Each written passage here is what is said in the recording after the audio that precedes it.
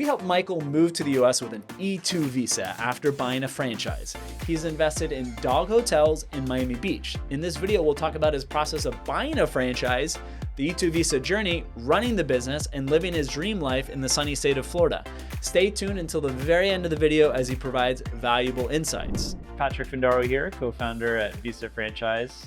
Mickey Mayer, a former client from, I think, 2019, going back 5 years. Pre-COVID, lots changed in that time frame. And we're just, 5 blocks from our office. This is where I bring my dog every 6 weeks or so to get groomed and do the doggy daycare. Mickey, thanks so much for taking the time to connect and talk a little bit about your US experience, as well as D.O.G Hotels, which served as an investment for your E2 visa. Yeah, thanks for the opportunity. And yeah, nice to finally meet you in person. Yeah. Exactly. So far, we only know each other from Zoom meetings. Exactly. Yeah. And for your case, like a lot of our clients that are investing in businesses and prefer an option where there's a day-to-day operator, you live across the state.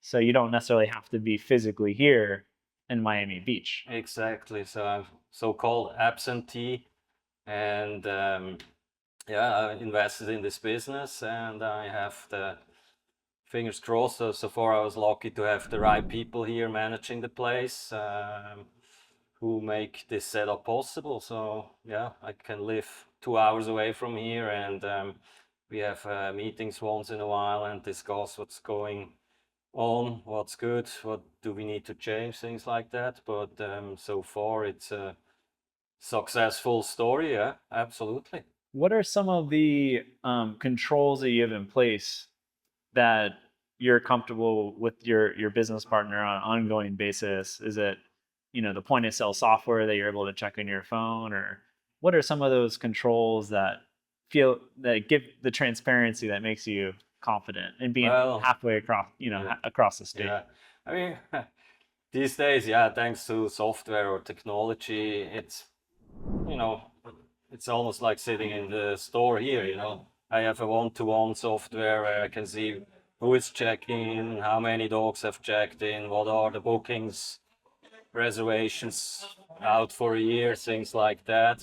Juan here, who is an owner of the franchise, who is also managing this place, and I have a store manager. And as I say, I was lucky to have 2 good people here I can trust and do their job the right way. So that definitely helps. But back to your question, with the technology these days and communication, video calls and things like that.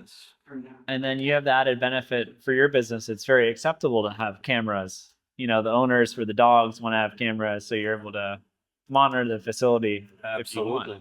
Big Brother is watching you these days. It's a business focused on dog services. We are mainly do the dog boarding overnight hotel, where the clients, when they travel, human clients, because we have both clients, the humans and dogs. When the human clients travel, they leave the dogs with us, and it can be for a weekend, it can be one night, it can be as long as a month, depending on the traveling that you do, of course. And we also have the daycare services, works exactly as human kids. The clients leave the dogs with us in the morning and then pick it up at night. Some clients, they don't want to leave their dog in their apartments, their condos, small houses, and they prefer to be with us socializing. And as you can see, we also have the grooming services, which is bathing dogs, haircuts. We have shedding problems, so we can do some treatments that can help with that. And the 3 combined, I think, make what D.O.G is. You've seen, you live here, you see dogs everywhere. Everywhere you go, you see dogs, and places are getting more dog friendly as the years pass. You go to supermarkets, restaurants, and you see dogs everywhere. Before, it wasn't like that. And I would say, if you travel around, Miami is one of the best cities to have dogs. I mean, the weather helps you. You have services like us, that helps you a lot. And if you go, you have plenty of dog parks where you can be. You have dog beaches as well. So I would say it's probably one of the best cities to be if you want to be in the dog industry. After 2nd to 3rd years, when you start seeing your profits, and the profits are going to be there. They're going to be steady, they're going to be steady growing, but they're going to stay for a while. We usually tend to have 10, 15 to 20-year leases just because of that reason. It's a business that we think it's gonna be there for time. It's not something that if you're doing correctly your operations, revenues are gonna come, profits are gonna come. So as you can see, same as human hotels, you're gonna have your months where you're gonna have 90, 80, maybe 100%, but then you're gonna have your months with 20, 30%. And that gives you the average where you wanna be of around 50 to 45. It's estimated to be in the previous years, these economics have been a little bit hectic, so up and down. 700 to 750, I think it's a good number to have it safe. It will depend on the area as well, and the warehouse or the location where you go as it is. Yeah. We try to sign the management agreements for 2 years. We can increase it for 3 or 4 or have options. And then every 2 years we can negotiate. We can negotiate either price, negotiate if the investor wants to come in as an operator as well, or we do it ourselves. Yeah. The client investor will just be receiving financials every month, regular communications, Zoom meetings. It can be in person if possible. But investors tend to see after a year and a half, it's like, well, yeah, they got it, they have everything. I just need the information of the financials, and that's it very much. Maybe it would be helpful for our viewers, because we have a lot of European clients like yourself that have already had a US experience. They've already lived in the US, they've worked in the US.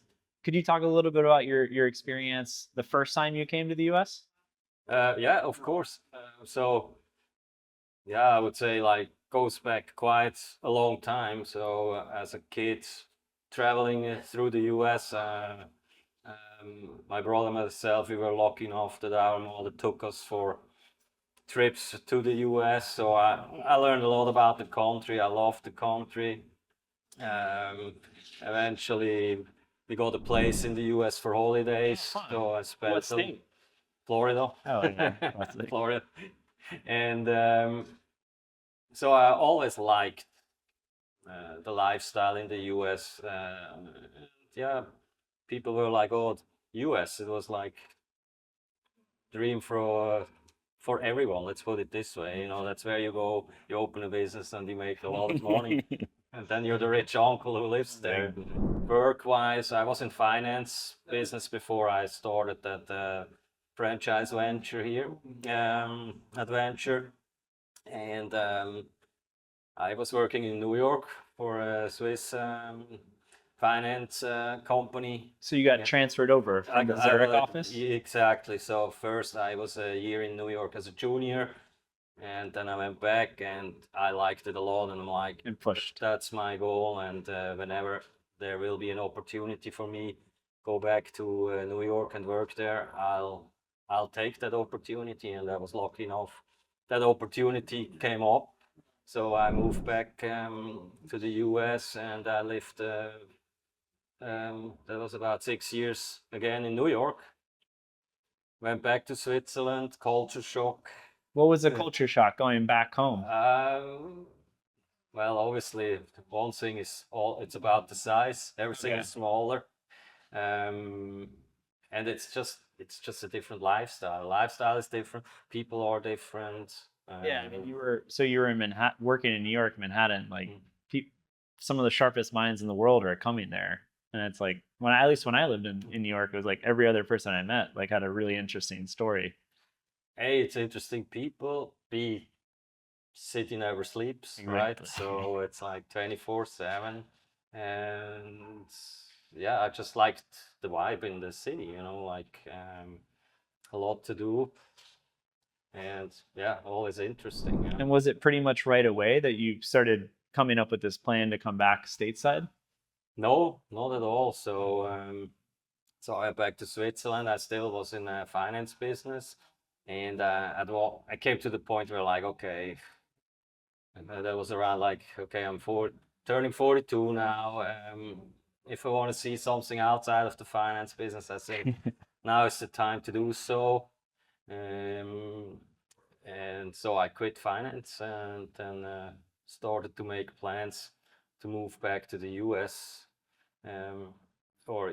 move back to Florida. Let's put it this way, because I know Florida for like almost 30 years now, like 27 or 28 years. And so I think I had an advantage, like a lot of people moving from Switzerland to the different country for life-changing events and things like that. For them, it's new, but I knew exactly. I mean, exactly is a bit over exaggerated, Something that's but I been knew coming the up. place, The familiarity, the the consumer. familiarity, exactly. It's something that's been coming up more and more with our clients and other investors that have obtained the E2 visa, where they recommend other people spend time here first.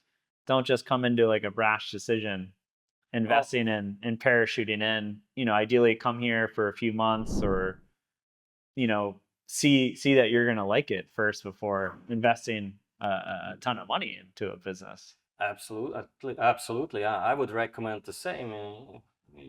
Maybe it's a stupid comparison, but it's like if you want to buy a house, you move somewhere first, you rent, and okay, do I like this neighborhood? Maybe you see something you like even better, and then you move there. But if you go there and you buy the house, yeah, if you don't like it, you have a house, and you have to get rid of the house or sell the house before you can move on. And I think moving away from Switzerland or any country to a new country, that's even bigger step. So I mean, at least travel there beforehand and check out, and ideally spend some time. I don't know, if you're lucky enough having a sabbatical, a month or two, and you can live the life and not like. I think that's a big difference too. If you go somewhere for a week holiday, it's like you see the nice things, but Definitely.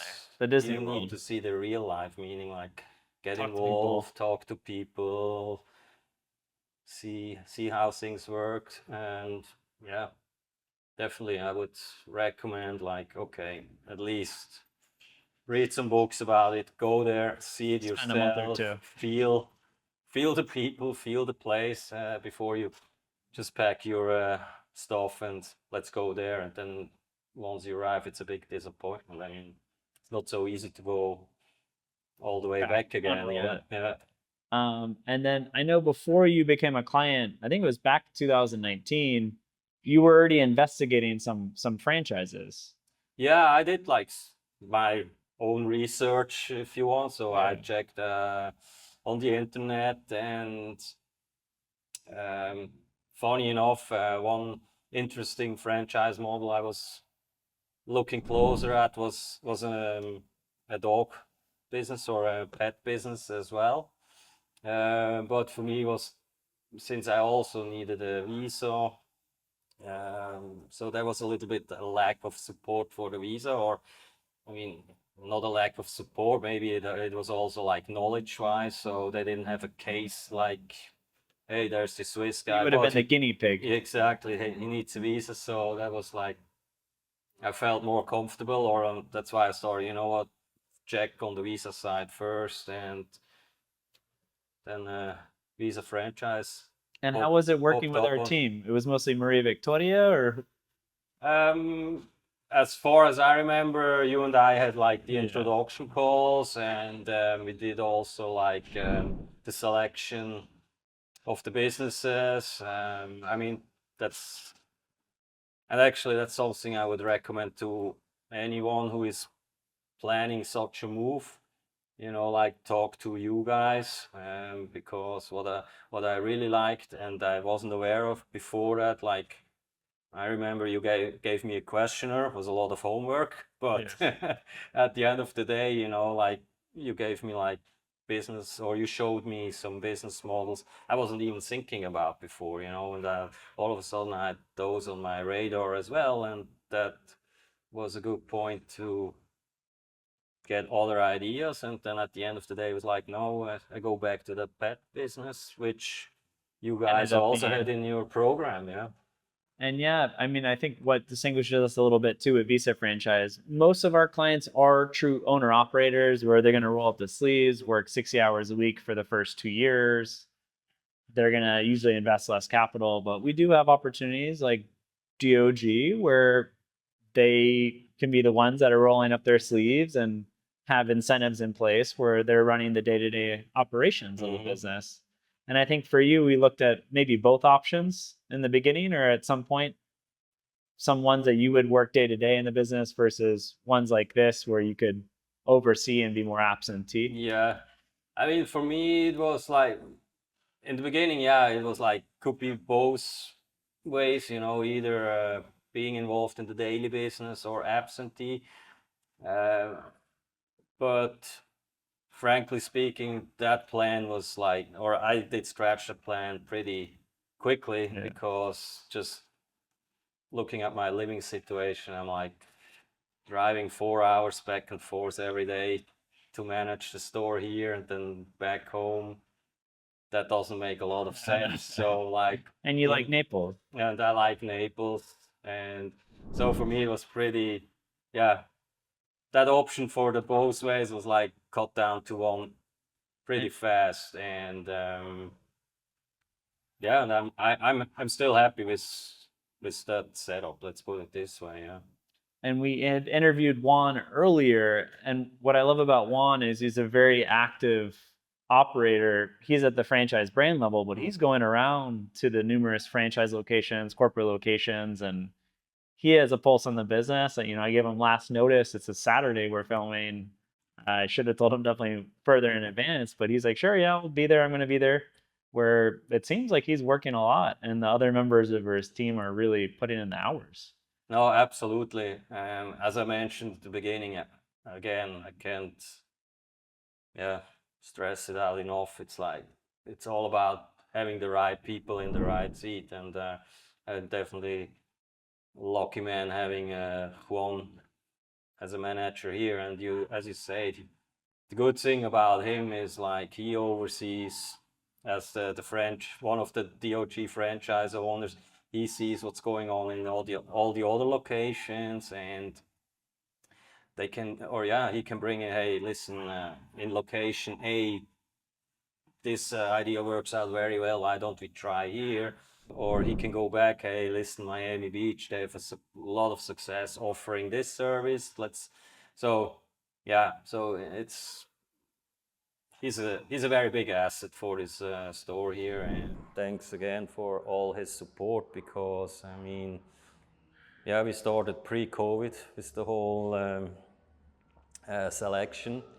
And then once we signed the contract, the plan was to move here, build out the store here, and then eventually open. And then COVID hit, and I wasn't even able to come here. So if it wouldn't have been for Juan, I don't know how this place could have had a build out in those 2 years. I mean, obviously it took longer than we were hoping for, but You're in it for the long run here. so He was saying earlier, 10, 15, 20-year leases are common for a DOG because they don't want to be changing spaces. And it's a business like a preschool that takes time to get the students or get the pets. And it can be a 2-3 year ramp up where you want to bear the fruits in the later years.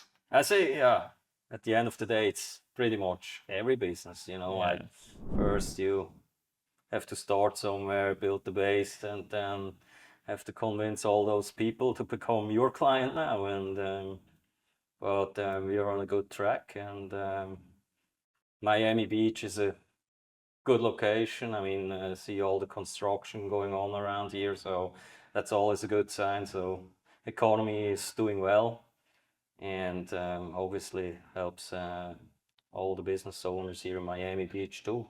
For sure. And I imagine depending on the service, there's some price inelasticity where, maybe some of the products you can raise more than others and the customers will keep coming back. Yeah, I mean, definitely some flexibilities there. But on the other hand, you don't want to scare away people like, oh, these are the expensive guys. So it's always like, how far can we go, and not losing customers. And obviously, yeah, we try to find a healthy balance. So Are at the the end of the systems day, so makes sense for the clients. And on the other hand, yeah, we also have our expenses that went up due to inflation over the last couple of years. So we need to cover those higher expenses as well. Yeah. And do you have the data and the systems that have those constructive conversations with Juan and the day-to-day manager where you can go into the data and if there is a major decision that you're able to provide the right feedback based on the data? Yes, I know. I can see like how many dogs, what day were here, what boarding was booked, grooming, everything. So I have all that data, and so every month, at least once, we go over the numbers. So as soon as we have the financials for the last month, we can go over it and see if there's a pattern. Like, okay, maybe we're struggling in daycare, or we had the daycare month was not so good. So we can discuss why was it. Is it due to economical reasons, or maybe the pricing is too high, things like that. But so I have all the data online. I mean, one-to-one, real time, pretty much. So and that helps. And again, having a guy like Juan here who knows this business inside out, I still learn a lot from him and the other way around. I can imagine. One more About on the that, financial side. Yeah. Working 15 plus years in finance, right? Even more. Too many years. And you mentioned, hey, come spend time here, especially for people that maybe haven't been to the US or just spent like a week. Hey, come a month, come 2 months, see how it really is. Do you have any other advice for people that are thinking about moving to the United States, potentially through a franchise investment? Well, there's one advice, and I like those shows on TV in Switzerland and Germany. They have those shows about those people moving to a foreign country, and I think a lot of people just underestimate, or their expectation. Let's put it this way: their expectation is like, okay, it's sunny there. I open up a business, 4 or 5 hours work a day, and then the rest of the day I can spend at the beach. And so that's not the case. This is a And I think competitive market.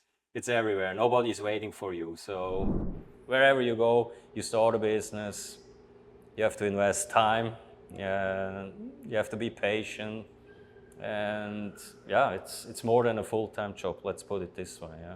And what do you see as the benefits? Having been on a successful track working in finance, and you could have continued that. What's the benefit of being a business owner here in the U.S.? Well, before I was following the rules, and now I can make the rules.